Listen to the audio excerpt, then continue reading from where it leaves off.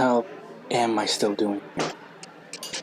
I mean, worked so hard to get to where I am now, and I've sacrificed so much. And I've always said I want my own command. But I don't know, I just feel like something's not right. Is it wrong for me to stay? What do you think?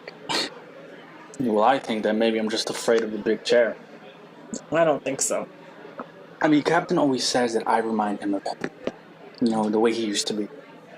And he's right.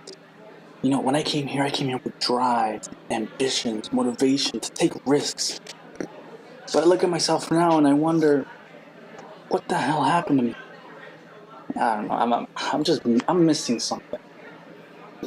You're older, more experienced.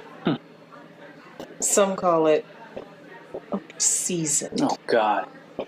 It's a horrible thing to say to someone. Look, I don't think you've lost anything. I think you've gained more than you realize.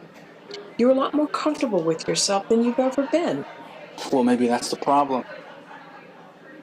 Maybe I'm just too comfortable. I don't think I'm sure I know what that means. You're happy here. Happier than I've ever known you to be. So it really boils down to one question. Do you want the big chair?